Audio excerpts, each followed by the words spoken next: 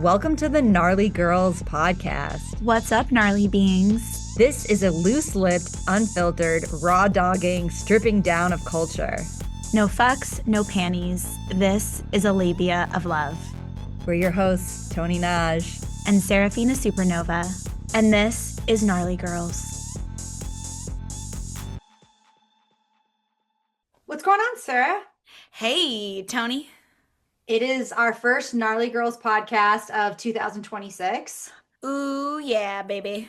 And today we're going to talk about how personal evolution dismantles grape culture. See that? We're switching into the dismantling now. Episode 31. We crossed into a new decade of the podcast. A new podcast decade. Wait, maybe you are a little loud. Okay, I just got a new mic, y'all. I did it for you. So we're just how's that? Is that a little better? I just get so excited I start shouting, so I can be personally accountable and evolve beyond that old paradigm. Oh my God, sick. What a great little throwback you did. So I and you, but I've already had my birthday. And to have my birthday around the New Year's celebration, I think it's always been kind of natural for me to have this time be a time of major self-reflection and shift. But I do recognize that for a lot of people in the dead of winter, it's like kind of like weird timing. And I know there is this kind of new cultural conversation around how the New Year's actually in the spring, and that's when things are blossoming, and that's when things are developing. But there's also the Chinese New Year, which happens in the shift happens in February, which is also kind of dead of winter transformation vibes. Yes, you also are a little loud. So we're both a little loud. What is that psychic message about us? It's that we're actually about to be turned up this year. Our volume is going to be louder than it has been. Are you ready? Yes, I turned 33 on January 9th. And I too resonate with this sentiment of setting new intentions around this time of year. I have come to really enjoy the midwinter celebration of Imbolc. And in Gaelic, Imbolc translates to in the belly of the mother. And it happens around February 1st or 2nd every year. And it is connected to both of our personal ancestry. And I feel like that in the belly of the mother invitation made me be like, oh, like winter can be a womb. Winter can be a chrysalis of transformation. This makes sense. Like transformation and evolution can happen, but it is underground. It is in the soil. It is in the belly of the mother. But that doesn't mean that nothing's happening. I think to think that in winter things aren't happening in the soil, it's just a misunderstanding. And so that helped me in bulk and in the belly of the mother helped me understand like, oh yeah, gestation is about transformation. Stuff's happening in the soil. We're also in like a bunch of underworld energy and astrology right now. And there's like a lot of Capricorn shit happening, and Capricorn is the devil in the major arcana. So there's some like deep, dark underworld transformation a churning. How do I sound? You sound great. Okay, so this whole time I think we should just talk about how we're sounding. Now I'm out of focus, so I think that, all right, so we are coming out of the year of the snake, and the year of the snake in Chinese astrology is about shedding your skin. It's about releasing. It's also about, I mean, you said the word transformation so many times that I feel like I don't want to say that word again. metamorphosis. It is a papusa. It's And like evolution.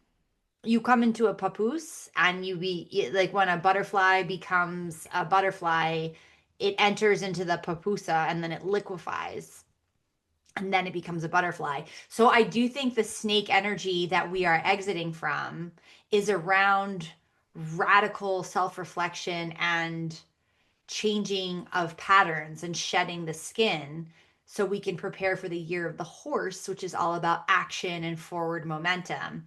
And I was saying in a video that if you haven't shed all that you need to shed, by the time the year of the horse comes on February 16th, you're going to get trampled by that horse. Yeah, horses are also incredibly psychic. Like, I keep being drawn to the way that they can literally heal people and regulate their nervous systems. They are service animals. They're also very dragony. So I think it's interesting to sort of come out of this snake energy into like, I don't know. I know phoenix is a bird, but there's something about the horse and like phoenix and dragon and it's sort of the perfect energy to carry us from all of this churning, shedding snake skin into like, okay, now who are you on the other side of all of the shedding and metamorphosis and transformation? Who are you and what are you going to do about it? And what are you going to be about it? That's what 2026 feels like. Like, what are you going to be about it? And the doing as an extension of who you're being, who you're practicing being. Yeah, I like that point, and I think this is where we are gonna infiltrate into our subject matter, which is how is personal evolution the anecdote to grape culture? And I think that can be seen a lot of different ways, but if we're looking at what's happening right now socially and culturally, I think there's been a renaissance of information that is coming up, and people are much more open and communicative about the information that they are receiving. So there's less stigma about challenging conventional thought. There is more support around challenging conventional thought, and there is more of an attention to unravel conventional thought. However, the next step is about action, right? So it's not just like we know there's a genocide. What are you doing about the genocide? We know the politicians grape children and are in a pedo ring. What are we doing about the pedo ring? I think that for me, 2026 is about embodying your values, not just broadcasting them, not just informing yourself, but being in a state of physical embodied action. Yeah, action moves energy. And when we're being invited to take action, there's always a source point that we can choose in terms of, where we're taking that action from.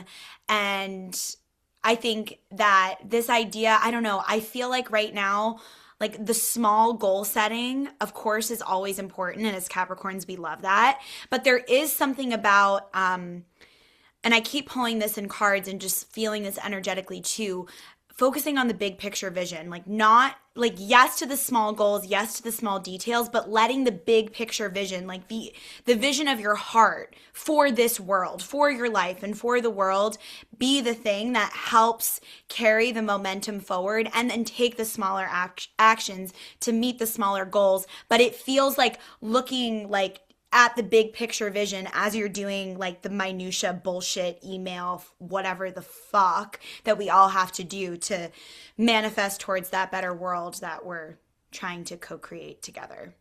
Yeah, it's like the world isn't going to change if we do not change the world, right? And I do think that there is a little bit of I almost want to say and I don't know if this is like an American thing or if this is a Western thing. But I'm gonna say the word entitlement, and I'm gonna even use it for myself. So I'm not like saying it to insult another person, but I know that for me personally, I have this like deep craving for like an adult to like fix my life. Like a mama or a dada to be like it, and it's like it manifests differently for each person. Like for me, it's like, oh, a manager. If I had a manager and if I had an agent that just like planned everything for me and that like did all the PR and did all this stuff, and then I would be so much more successful. So it's like there's this kind of like entitled vision of like someone else making my life better, when really my entire career has been about like me just doing it, and like, and that's how anything has ever happened. Like if I stayed in that mindset of just like, well, I've worked hard on my writing and that should be enough. It's like I say entitled because it's like part of me does feel like, where's my mama, my dada to just like do it all for me. And I think that that's kind of a little bit like the collective desire we have, myself included, as like, and it's a naive desire that like, no, the politicians are gonna like right this ship, or like something's gonna right this, and then I can just like kind of keep doing what I'm doing. Like they're not going to right this ship. Like they're sinking the ship. They're not gonna be like, oh, it's just, like it's not happening. But I think we all are desiring that to happen, and it's not happening, and that's very disorienting. Yeah, it does feel like a big moment. We were throwing around words before recording like self accountability, self authority, self discipline, or self discipleship is my favorite way as a Capricorn to approach discipline because it sounds yucky in the mouth. I like discipleship better.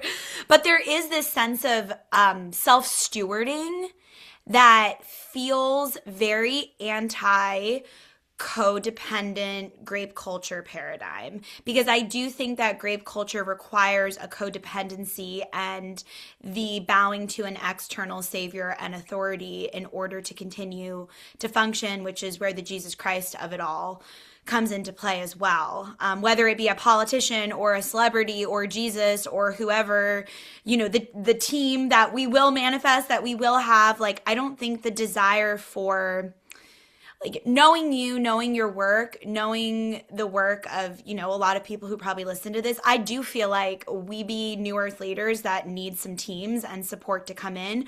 But who are we being as the leaders? And once there is people to delegate things to, like how are we modeling new ways of being in relationship and also in business?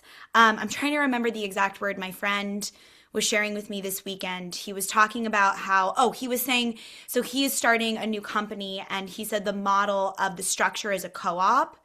And I just thought that was very cool. I was like, oh, I love that. Because my partner was asking, what is your position going to be? Or what's your role going to be? He was like, well, it's sort of this, but also it's a co op. And we're all just sort of bringing our expertise to the table and we're figuring out as we go, how it makes sense to drive this ship. But if we're not accountable to ourselves and our own evolution and who we are and what we need and what our strengths are and, what motivates our action and our work, then we're not even going to be able to call in the aligned teams and communities. Unfortunately, hard work and action alone are not enough, which from my Capricorn soul, I really do hate that, but it does feel like the truth. Well, it's interesting because I've been dancing in the world of socially responsible, quote unquote, green, quote unquote, business for a long time. And the co-op model is kind of this thing that people toss around as a potential solution. However, the co-op model is insignificant when the ultimate goal of the business is profit. Like you can't have profit be the prevailing effort. Like profit has to be in tandem with values, morals, human impact, environmental impact, and it cannot have any hierarchy. Like, and that has to be the guiding principle of how everyone functions. So like it doesn't really matter if it's a co-op if it's still like profit oriented, Yeah, which what's is the kind of intention? like I think this is why capitalism, and I get into so many arguments with so many men about this because they keep telling me, no, it's not capitalism, it's cronyism. But it's like, no, no, no, it's the I know it's like, when you like, I know what I'm saying. No, a lot of people, I've I thought get it. this Yeah, through. I'm not talking about cronyism. yeah. What we're experiencing with quote unquote late stage capitalism isn't an anomaly. It's not like a mistake. It is the natural conclusion of how a capitalist system works. And talk about grape culture, Yeah. it's around extraction. And I think the thing that people don't get is that there is no free market. Like there will never be a free market within this context of capitalism, which is why we have so many monopolies. And again, this isn't like, how did this happen? It was designed to happen this way. So, long story long about that, if we're going to keep it back to grape culture and personal accountability around this topic would be to really examine and understand like why psychologically we have all agreed to a capitalist system, because if we don't understand how it benefits us and if we don't understand like why we allowed the brainwashing, how can we untangle ourselves from it? How can we can't change it. It's like you can't change anything if you don't look at it first. You can't let go if you do not look at it. You have to look at what you're letting go. And this is why like the year of the snake is not random. It's like you can't shed something. I mean, I don't know if I've told this story on the podcast before, but I did mushrooms once and I was with a friend who like made this like bitch. I wanted to set an intention. I was like, let's set an intention. And she was like, my intention is to get up and down the mountain, which was like, felt like really like she was just like being contrary, and like not wanting to set an intention because we were like hiking up a mountain. And I was like, okay. So then I was like, well, my intention is to let go of everything that I'm holding on to that's holding me back. And the second I like said that sentence, I was like, I'm fucked. Like that's quite an intention for a mushroom journey. And it truly was like, without a doubt, the most like complicated emotional mushroom journey I ever went on because I had to truly look at everything that was holding me back in order to even sort of start to let go. I want to say 17 things right now, but what are you spelling out feels like a real key for personal evolution and accountability. Just these words that we repeat, like anything that we say, like that intention is a spell. You spoke it out, it came out of your throat chakra, it was a vibration, it was received in the quantum field, the universe responded, the mushrooms responded. And so, something I was joking a couple weeks ago, like over Christmas and the holidays. I was like, right now, my personal meditation is to not recreate hell in my mind in every single moment, which was Mm. true. And I really was in that meditation for a couple of weeks. That was like my main winter solstice meditation. And then I started noticing, of course, you start going into like a thought monitoring, examining, witnessing, noticing vortex. And then you start noticing how you're speaking about yourself and your life. And I think there is a thing culturally that I know that I do that I hear people doing all the time where like it's kind of cool to like, and I feel like we've even talked about this on Gnarly Girls, or I've caught myself doing it where it's like cool to kind of talk about your life in this way that's like self-deprecating, and like the culture really responds to that in the same way that it also responds to the other extreme of like narcissism and all of that. But I do think there's like a mutual suffering, like let's just talk about how awful it is and like just grovel together. There's something so like not sexy about it, but like drawing. And so I think for ourselves and each other, our personal evolution is the collective evolution. Maybe a very tangible thing we could all commit to doing in this gnarly people community is really noticing how we're speaking about ourselves, our life, the world, and also what we believe is possible. Because we are speaking timelines into existence all the time. We are powerful creators, which I think we do have to also recognize with when it comes to personal evolution, that we are powerful creators. Yeah, no, a powerful creation story that has been on my mind lately because my daughter injured herself. And it reminded me of the time that I really injured myself. I had hurt my ankle um really bad. Like, it's like when it happened, I was like, this is really bad. And as I was like driving home with the other, it was my right ankle. So I had to like drive home with my left foot, which was like really complicated. Um, I knew that this had to do, and this is like my shedding, I think that I've really had to come to terms with, and this has been a long, long journey for me, is around friendship. Oh,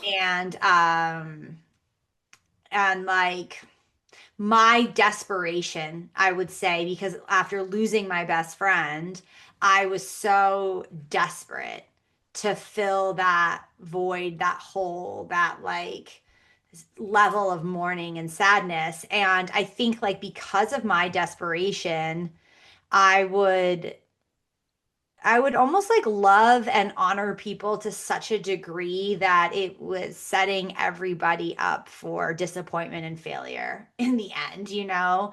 And I didn't know that at the time, but because I was like so committed to this role and like wanting to feel that, because I think with my best friend when we were kids, we were young and we were both so alone in the world that when we were together, we did not feel that like deep existential loneliness. So, like, this representation of a quote best friend that I was feeling in my heart and like so desperate for, I think was also around the existential despair of like how alone we are, right?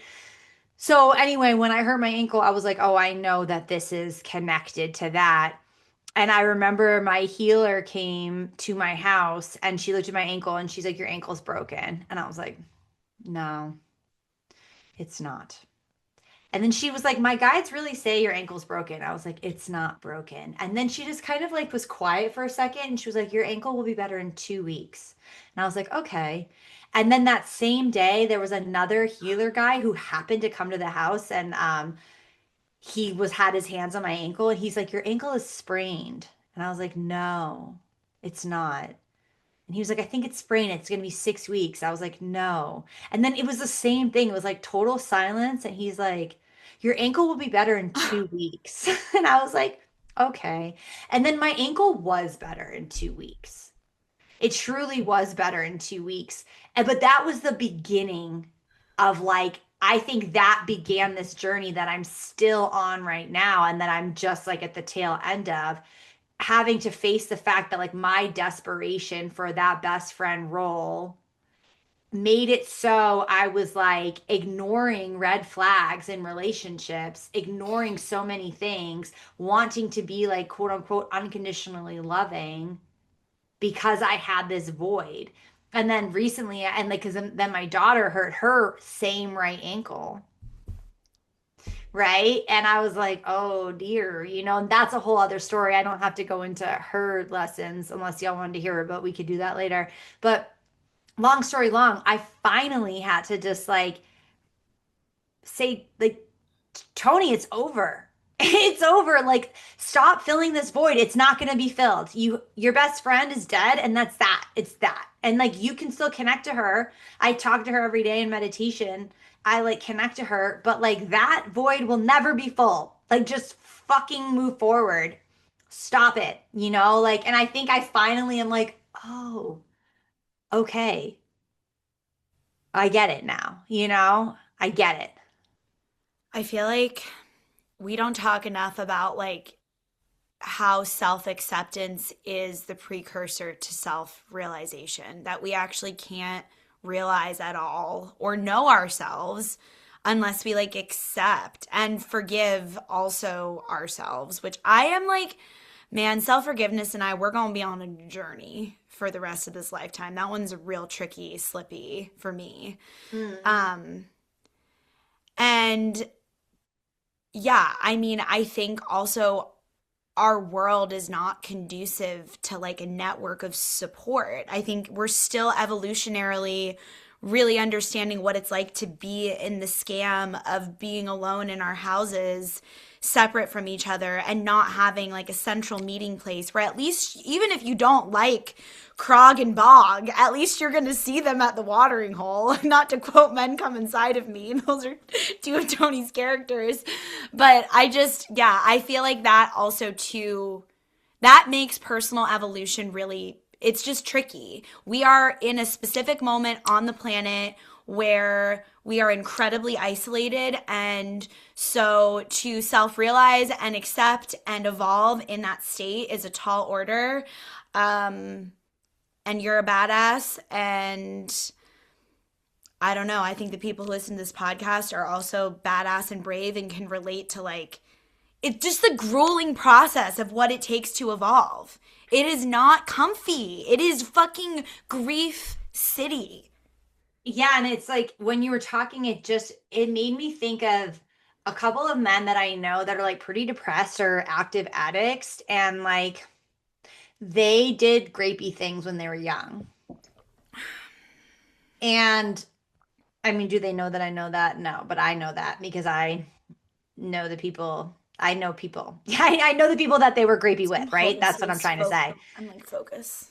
So like what I'm noticing, and like I found out these guys, there's like two people I'm thinking of who are in active addiction, totally self-destructive, who were friend are like we're our friends, like known for a really long time.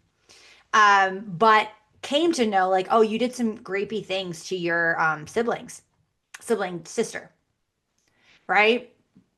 Sister Grapo. And that happens a lot. And I don't think it's like talked about a lot. But and these people were kids, but it was never resolved. It was never like talked about, and everything's like uncomfortable and quiet. And I noticed like the women that have experienced it, the sisters, like they have a different grief that they're dealing with, but the brother grief that they're dealing with is like so fucking self-destructive because they did not forgive themselves for what they did. Yeah. And there is no conversation to and like that. And so that's the other thing that I'm noticing. It's like as because I care about these guys. I genuinely do. And I'm like, fuck. And I can't go around being like, hey, let's guess what I know about you. You know what I mean? Like that would be like so strange. However, if they just spoke it out loud and dealt with it, like maybe they could forgive themselves and stop self-annihilating. And like I kind of had this theory. It's like every time I hear about a girl committing suicide, like a young girl committing suicide, I mean, this is truly just an experimentation of one person. So I'm not like, this is not science. This is just me as a human. But if I ever hear about a young girl committing suicide, I always ask, did she have a stepfather? And the answer has 100% been yes. And I'm like, oh, okay, that's something that she didn't want to hold on to, or she didn't feel like she could tell her mom because there was like abuse, and she didn't want to tell her mom and have her mom choose a stepdad and not her, or she didn't want to hurt her mom, or she just could not hold on to the abuse anymore. So like talk about grief culture, like I think for so many people, um it just ruined it. Like it's not just the victims whose lives get ruined. I believe I've seen it with my own eyes. It's also people that perpetrate, and a lot of times they do it as kids. Yeah, the root of the behavior and understanding what that is, like I'm just going back to sort of like personal evolution and trying to evolve and all of that. So if you're trying to evolve a behavior, but at the root of that behavior there is trauma, that Yeah. is specific and it's going to take a examination through all seven chakras and probably of your matriarchal and also your patriarchal lineage, both sides of your family, in order to reconcile and understand what's going on, which is why you should sign up for Tony's course that's already pre-recorded and ready for you with homework, and we will link it in the description.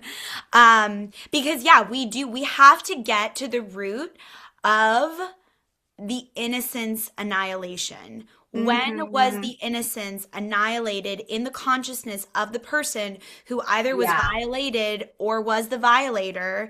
Because there we will find the cycle of proving and earning and deserving and scraping and trying and efforting. And that's where hard work and action alone are not enough, because what consciousness are we taking the action and doing the work from? Even this morning, like I was telling Tony, I like got up, I meditated, I did my new little like routine, and I did my workout and I journaled and I felt so good. But then there was like a couple of things that I had planned to do in a time block that actually made no sense and was informed by my trauma. And over again, I do this where I am historically choosing the wrong task for the wrong time slot. And that is where I'm like, maybe I'm actually better at self forgiveness than I think. I'm just having to do it so often. It feels like That's I'm bad funny. at it. Like I'm just truly having to accept and forgive myself all fucking day long running a business. Um, but it was helpful to just be like, okay, girl, like you did part of it. And now you're learning, like this way didn't work. Are you able to reapproach the canvas without putting seven swords into your soul in the process? And I think there's not a lot of space in our culture, in our schooling, in relational dynamics, just at large to reconcile, to when something's not working, how do we renegotiate the contract? How do we reapproach it? And I think it's like get it right the first time or you're out is sort of the thing the model we've all been birthed into. You lost your chance, actually. You had to be perfect the first time. Turns out. Yeah, one Sorry. of my favorite jokes that some comedian said was, you know that phrase like, "This ain't my first rodeo." He was like, "I didn't know I had to learn so much in the first rodeo." It's really good. He's like, "I didn't know I had to be paying so much attention during that one rodeo." It was the fundamental one. Yeah. Yeah, it's really funny. No, we mess up all the time. I feel like maybe people have perceptions of both. I mean, maybe not after listening to this podcast and our maybe actually people don't have this perception of us, but I also feel like they do where and maybe it is because we're Capricorns and maybe I'm referencing us in a way that whatever. I do think people have perceptions of us that we just like get shit done and we like do the thing, you know? But like Tony and I be I don't falling on think our anyone has that perception of no, you. I do. I do. I have that impression of you and I know you intimately. I think I even have a skewed perception of you where I even will hold you in a light that's like, well, Tony can just do anything, you know? Well, I can, so. Yeah, and like same, but also the amount of times we're like falling face to the dirt. Oh, this was something with Year of the Snake I want to talk about and just eating it. Like it was well, it is still when we're recording this. February 17th is the new Year of the Horse situation, but Year of the Wood Snake. So belly to the motherfucking earth, bitch. Face in the soil, dirt in the mouth, choking on dirt. Just like, not like swimming in the water, not like fire snake rising from the ashes, like wood snake. Like just the umbilical cord to the ground, just like receiving the upgrades, one face in the dirt moment at a time. Yeah. You gotta Yeah, watch I that on mean, YouTube. I think that like for me personally, like when I think back to like my back spasm, when I think back to my back, when I think back to my back spasm and just like how much that took me out, one of the things that we all, I think, collectively can potentially start playing with is like learning from peace. Because I think that if we're only learning from pain and we're only learning from like absolute destruction, it's like that's what we'll just keep getting served, you know? And I'm trying to also learn from other other emotions like joy or pleasure or something. And at the same time, I think that obviously with the back spasm and my recurring ankle injury, it's just like, how about you like actually learn the lesson? I think I kept being like, yeah, I get it. I get it. But like I wasn't changing the behavior. So I was learning the lesson in the head but not in the body, right? And I talk about this all the time, but the brain does not speak English. The brain speaks emotion, the brain speaks feeling, the brain speaks behavior. And so I was like fooling myself because I kept being like, yeah, yeah, yeah, yeah, I know I do this. I know I do this. I'm just gonna like keep doing it. And definitely I think something was really shifted with this birthday and this like current paradigm where I'm like, no one is worth me back spasming ever again. Like I will change my behavior. And really what I'm asking of myself is to like value myself to the point where the only people that I'm engaging with are people that value me to the same degree that I value me. Yeah. And I think the reason why I was like taken advantage of so often is because like I wasn't truly I must have not been, truly valuing myself because otherwise I wouldn't have been so easy to take advantage of which I was, you know. So and then the other thing I was thinking about with like so I know that for me personally, I mean this metaphor isn't gonna like work for everyone, but I'm sure you can apply it to your life. It's like before I was a performer on stage, I performed.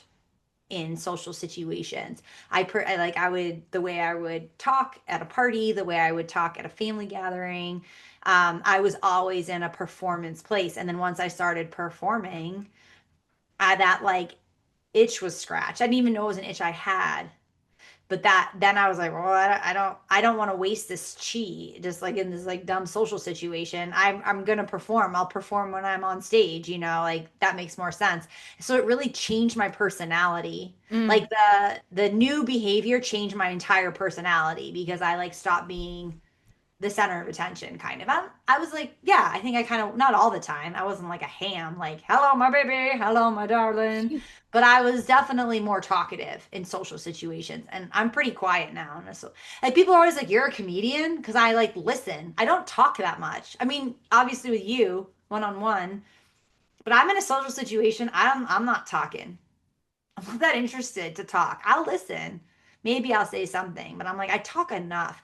And I think that, like, because now I'm doing so many more healing sessions, or I'm not, whatever, people are healing themselves. I am a healer, facilitator. I'm a facilitator of healing. I'm a witness of healing. But because I'm doing so many more one on one sessions beyond just the group classes that I used to do, like almost every day I'm in the weeds with someone, I don't have the desire to do that for my friends anymore. And I think that like I had a surplus of energy to like be there for my friends in the specific way that like I'm like, nah. Like I would rather do that to someone who's like actually actively like going to appreciate it and is coming for that service versus like wasting so much energy trying to help friends that take advantage of me, if that makes sense. Yes. All right. Something a coach said to me that really impacted me. Shout out Des Davis of the Rich Witch Life. She was like, girl, your friends are not your clients. And I was like, she was like, sometimes your friends will be your clients and your clients will become friends, but at large, my lights just flickered on that. Like you get to call in a whole other cast and crew of people that are your clients, and like that is the relationship.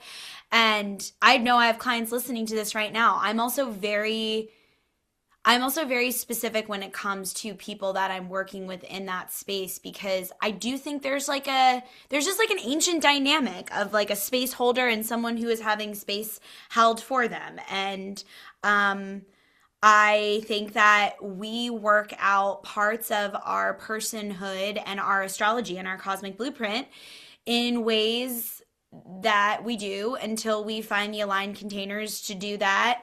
And I continue to face also that challenge on a daily basis. I'm like, what container do I put this energy in? I think, especially those of us who are really in touch with our multidimensional selves, it's like, where do all parts of the self get to go and get filtered? And yeah, I also want to say too much healing makes a dull witch. Also a Des Davis quote, like too much focus on the like clearing out and emptying out and healing and all these. Now once we get to the root and we realize these things, I think the next trap we can get into is like getting lost in our story of what happened to us and what it is that we're healing and like what it is that we're working on, versus like getting into the aligned action that actually moves that energy, that, as you're saying, changes the behavior, that changes the personality.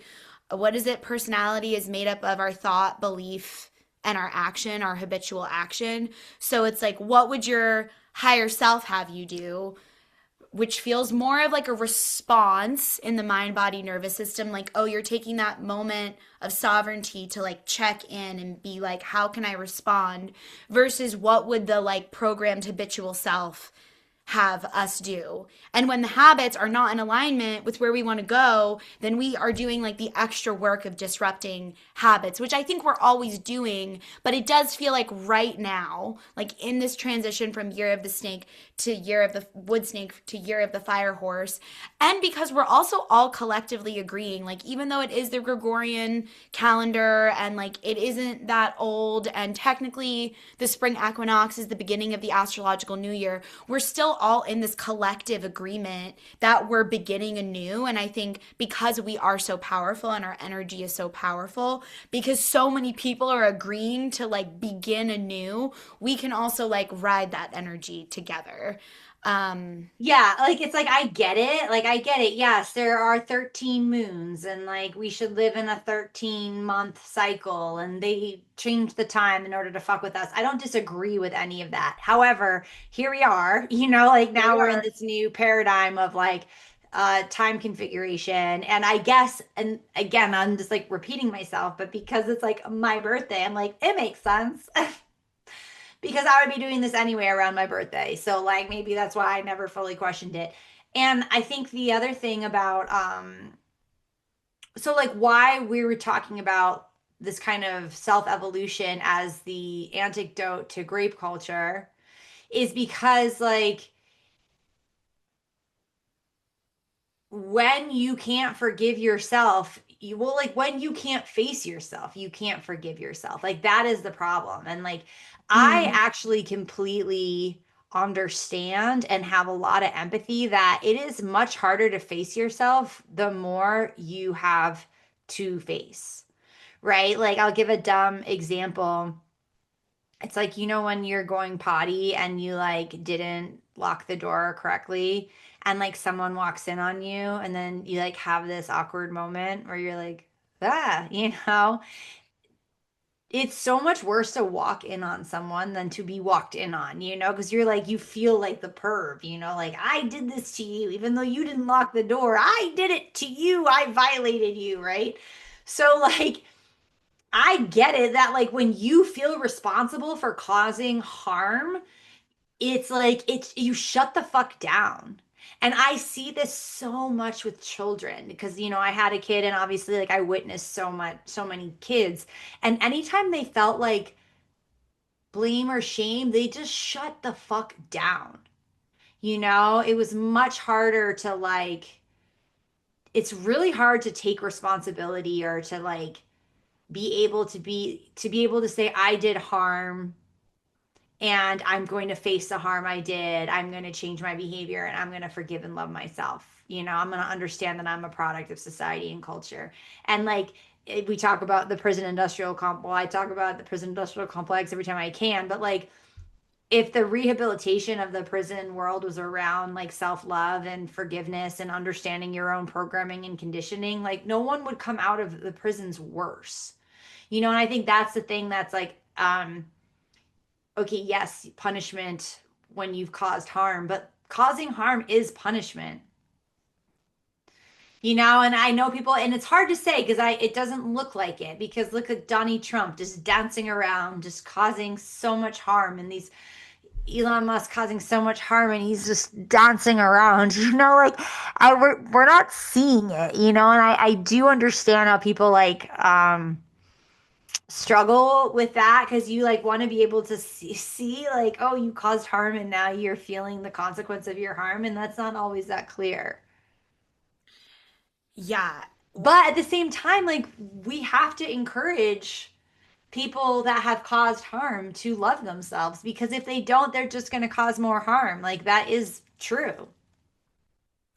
This is why we need a spiritual revolution to heal grape culture. I mean, every single time it comes back to this. And one of the cards I pulled for like this year spread situation, I just decided to put to my right so I could reference it as we were talking, is sovereignty. It just comes up over and over and over and over again. And I do think that when you are claiming your personal sovereignty, then you are claiming that you are the self authority, self author, you have authorship over your life.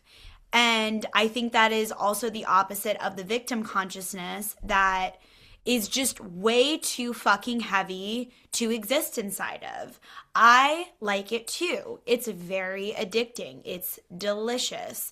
But then you realize there's only so far you can go inside of a victim identity and mentality, or maybe less than identity, because identifying as a victim of something, I think actually that is a form of self acceptance and self healing.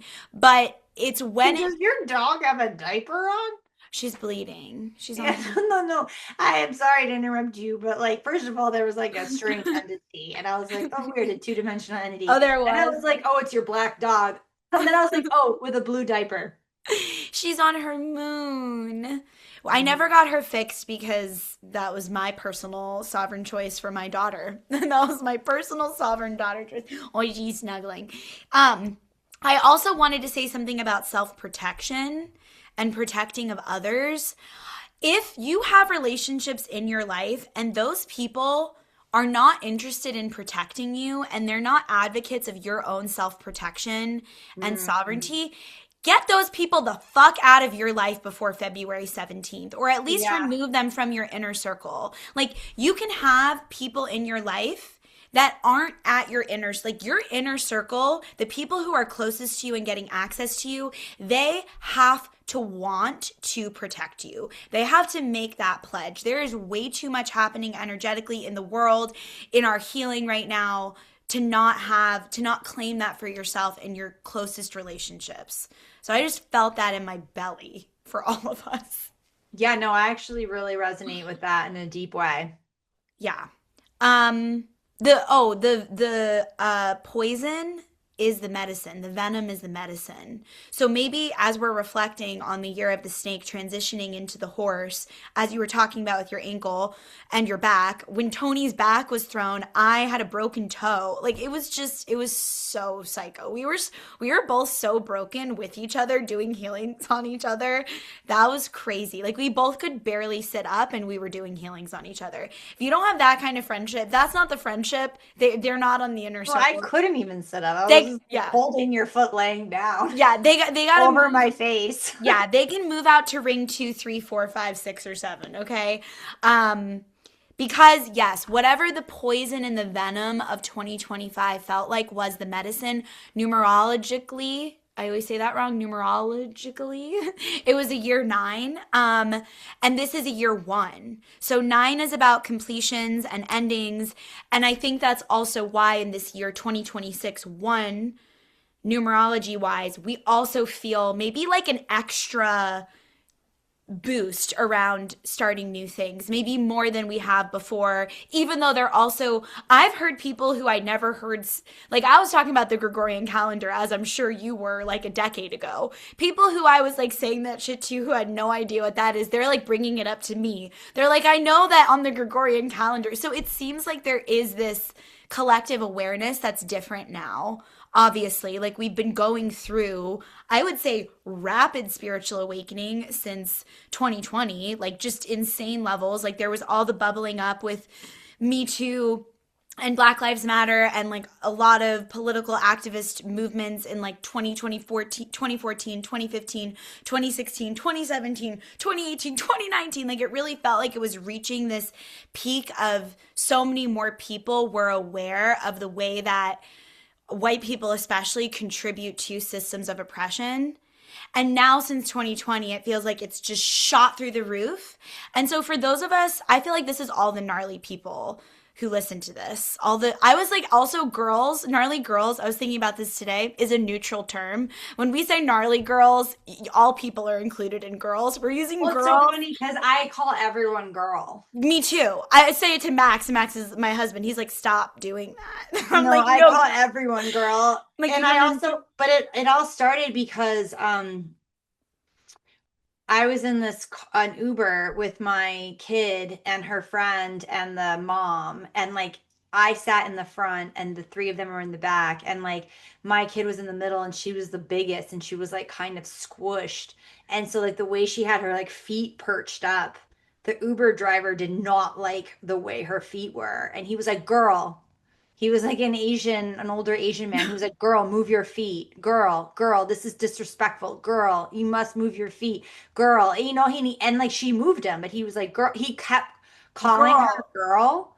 And it was like so awkward because he like didn't let it go. Like he definitely like talked about it longer than it had to. And it was like a half an hour Uber ride or Lyft ride or whatever. It was like no, like maybe even 40 minutes. So like we had like maybe like 5 minutes of girl in the beginning and then just like total silence. And then of course like as the people pleaser as I am, I got out like 30% tip, 5 stars, like that's what I do for every person that drives me. I'm like 5 stars. Thank you. Thank you for this healing and this. But ever since then, like we just always are like, girl. Girl. No, Girl, it's gender neutral. it's gender neutral, but I'll never forget that ride. And we were all just like, okay. That's upsetting. Upsetting. Girl, move. Yeah, all you gnarly girls that are a part of this gnarly girl, I was almost like, should we just change the Patreon to gnarly girls? Like, gnarly people's cute too. But, anyways, all you freaking gnarly girls, y'all know what it's like to be leaders. Like, there's nobody listening to this podcast, especially this far in, who isn't here to show up in their self leadership and be a leader in the world in some way. And we obviously speak the same cosmic language because we're also sometimes just on some googly garb spiritual shit. So, Yeah. y'all know the venom and the poison is the medicine. Whatever we went through is the healing to bring into the next cycle. And as you said, just to be aware of where we're trying to do it the same way that we already did it.